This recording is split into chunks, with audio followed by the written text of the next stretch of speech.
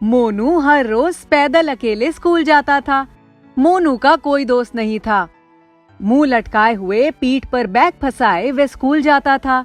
घर पर भी उसके मम्मी पापा अपने काम में इतनी बिजी रहते थे कि मोनू को अपना समय नहीं दे पाते। अरे मोनू, चलो बस्ता मैं उठाता हूँ। नहीं काका, आज मैं अकेला ही स्कूल जाऊंगा, आप यहीं रुकिए। बीजू काका से अपना बैग लेकर मोनू अकेला ही स्कूल की तरफ चल दिया। एक बार फिर मुंह लटकाए दुखी मन से वे चला जा रहा था कि तभी पीछे से आवाज आई। अकेले अकेले कहाँ जा रहे हो? अरे अरे मोनू। मोनू अपना नाम सुनकर अचानक से रुक गया। उसने पीछे मुड़कर देखा तो कोई नहीं था। उसे लगा कि शायद उसका वहम था। वह आगे बढ़ने लगा। उसने अचानक अपने आगे एक बूढ़े से अंकल को लाठी लिए खड़ा पाया। आप कौन? मुझे अपना दोस्त कह लो। टॉफी खाओगे? मोनू उन अंकल को वहीं छोड़कर आगे बढ़ने लगा। माफ कीजिएगा, पापा ने पराये लोगों से कोई भी खाने की वस्तु लेने के लिए मना किया है।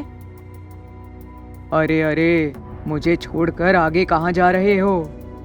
अंकल भी रफ्तार पकड़कर मोनू के साथ कदम मिलाने लगे। जैसे ही वे मोनू के करीब आते, मोनू आगे भाग जाता। मोनू को ये खेल लगने लगा और वे हंसता हुआ अंकल से दूर भागता रहा। अरे बेटा, और कितना अपने दादू को थकाओगे? पर मोनू अब बिना कुछ सुने भागता हुआ स्कूल के गेट के अंदर घुस गया था। उसने हंसते हुए पीछे देखा और अंकल को बाय बाय किया। स्कूल से छुट्टी होते ही मोनू जैसे ही गेट से बाहर निकला, उसने फिर अंकल को लाठी के साथ वहीं पाया। भेलपुरी? मैंने आपसे सुबह कहा था ना। हाँ हाँ, पापा ने पराये लोगों से कोई भी खाने की वस्तु लेने के लिए इनकार किया है। हा हा हा हा। इसमें हंसने की क्या बात है? तुम्हारे पापा ने तो बचपन में बहुत शरारतें की हैं। अब न जाने कैसे इतना स्ट्रिक्ट हो गया। बात करते करते मोनू फिर आगे निकल गया और अंकल की गति धीमी पड़ गई। क्या आप मेरे पापा को जानते हैं? पर अब कोई जवाब नहीं आया। मोनू ने देखा कि उसके साथ अब कोई नहीं चल रहा था। वह पीछे मुड़ा पर कोई नहीं था। मोनू बेटा, आ गए तुम? लाओ ये बस्ता मुझे दे दो। खाना टेबल पर लगा दिया है मोनू। मोनू अपने कमरे में जा चुका था। उसने अनजान अंकल के बारे में किसी को नहीं बताया। अगले दिन स्कूल जाते समय उसने बीजू काका से जिद की और अकेला स्कूल के लिए निकल गया। रास्ते में चलते चलते मोनू बार बार इधर उधर देखता और पीछे भी मुड़ता। मुझे ढूंढ रहे हो? मोनू के मन में वे आवाज सुन खुशी की लहर तो दौड़ी, परंतु वो एक बार फिर स्कूल की ओर हंसता खेलता हुआ भाग गया। छुट्टी होते ही वे गेट से बाहर झांकने लगा। भेलपुरी? मोनू खुश होकर अंकल से मिलने दौड़ गया। दिन प्रतिदिन अब मोनू और अंकल की यारी बढ़ने लगी। मोनू ने किसी को भी इस बारे में नहीं बताया। मोनू को अब कोई दोस्त मिल गया था। अब उसका मन पढ़ाई में भी लगने लगा था। स्कूल में वे अपने सहपाठियों से बातें करने लगा था। अंकल, आप मेरा घर नजदीक आते ही कहाँ गायब हो जाते हो? मैं बीजू काका से आपको मिलवाना चाहता हूँ। वे मेरा बहुत ख्याल रखते हैं। और मम्मी पापा? मोनू का चेहरा लटक गया। अब वह घर पहुँच गया था। तुम्हारे पापा ने तो बचपन में बहुत शरारतें की हैं। अंकल की ये कही बात मोनू के दिमाग से निकल नहीं पाई। मोनू ने पुराने संदूक में दबी पड़ी उसके पापा की एल्बम निकाली। बीजू काका धूल झाड़ने लगे। काका, ये कौन है? तुम्हारे पापा। और ये? मोनू की आंखें दो पल के लिए तस्वीर के ऊपर ठहर गई। वे अपने पिता को नहीं बल्कि साथ में खड़े बड़े अंकल को देख रहा था। तुम्हारे दादू। एक पल के लिए मोनू को सब सपना लगने लगा। जादुई अंकल। अगले दिन स्कूल के लिए जब मोनू निकला तो पूरे रास्ते कोई नहीं आया।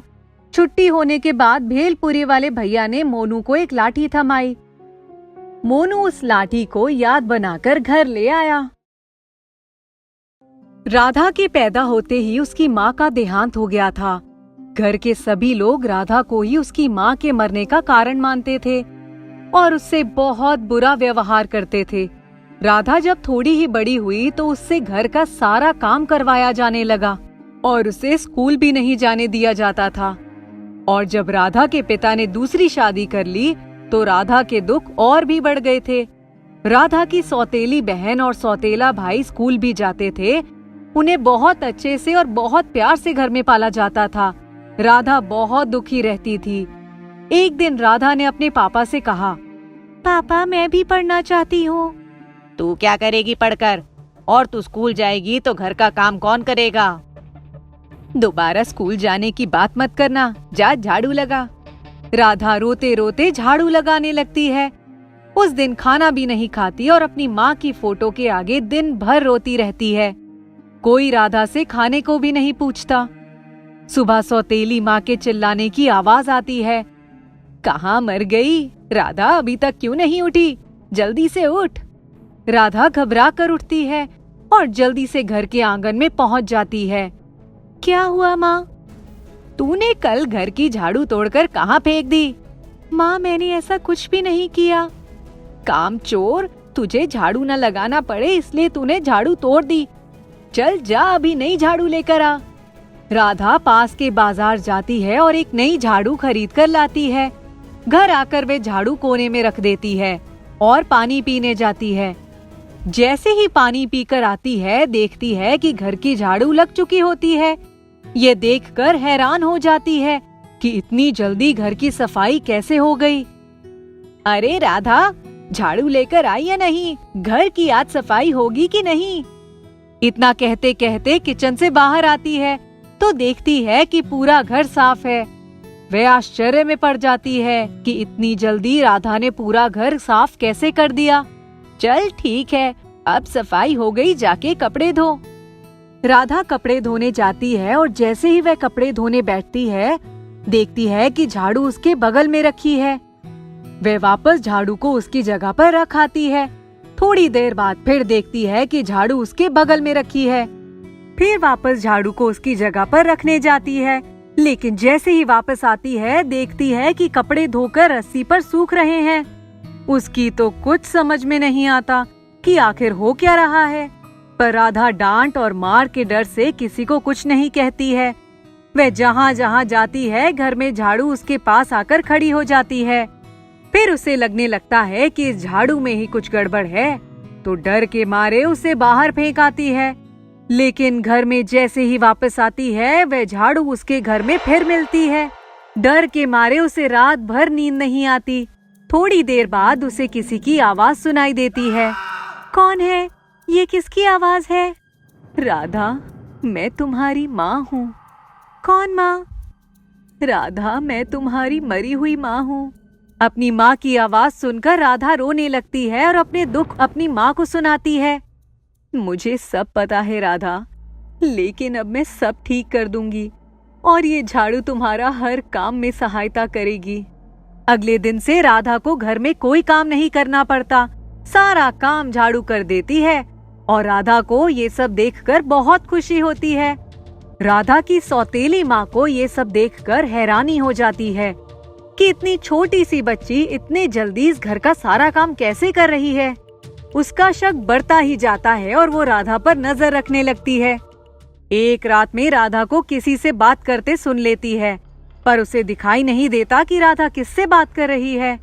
दूसरे दिन वे राधा को बहुत डांटती है और मारती है, ये बताने के लिए कि वह किससे बात कर रही थी और घर में क्या हो रहा है। पर राधा उसकी सौतेली माँ को कुछ नहीं बताती, लेकिन रात को अपनी माँ को सब कुछ बताती है और बहुत रोती है कि मुझे आज सौतेली माँ ने बहुत मारा। राधा की माँ को बहुत गुस्सा आता है और वह झाड़ू से कहती है कि जाओ और अपना काम करके आओ। झाड़ू जाती है और रात को ही राधा की सौतेली माँ की बहुत पिटाई लगाती है। सौतेली माँ मार खाकर बहुत चिल्लाती है, लेकिन किसी को भी झाड़ू दिखाई नहीं देती कि क्या हो रहा है। सब पूछते हैं कि क्या हो रहा है, क्यों चिल्ला रही हो। वह कहती है कि मुझे झाड़ू मार रही है, पर किसी को भी झाड़ू नहीं दिखाई देती। अब रोज रात को यही होता। सौतेली माँ की रोज पिटाई होने लग गई थी। सबको लगने लगा था कि सौतेली माँ पागल हो चुकी है। राधा के पापा ने उसका इलाज करवाना शुरू कर दिया था, लेकिन रोज रात की पिटाई होना बंद नहीं हो रही थी। बहुत इलाज करवाने के बाद भी जब सुधार नहीं हुआ, तो राधा के पापा ने सौतेली माँ को पागल खाने में भर्ती करवा दिया। वहाँ सौतेली माँ के एक दिन सपने में राधा की माँ आई और उसने बोला कि तुम मेरी बेटी को बहुत परेशान करती हो, इसलिए आज मैंने तुम्हारी ये हालत कर दी है। अगर तुम मेरी बेटी से माफी मांगोगी और ये वादा करोगी कि कभी भी उसे परेशान नहीं करोगी, मारोगी नहीं, तो मैं तुम्हारा पीछा छोड़ दूंगी और तुम्हें घर वापस भिजवा दूंगी। सौतेली माँ माफी मांगती है और वादा करती है कि मैं अपने बच्चों की तरह ही राधा को पालूंगी। दूसरे दिन डॉक्टर राधा के पापा को बुलाकर कहते हैं कि राधा की माँ ठीक हो चुकी है, इनको आप घर ले जा सकते हो। सौतेली माँ घर आ जाती है और राधा को अपने बच्चों की तरह पालने लगती है और स्कूल भी भेजने लगती है। राधा समझ जाती है कि ये सब क्यों हो रहा है। वे खूब मन लगाकर पढ़ाई करती है और मन ही मन अपनी माँ को धन्यवाद देती है।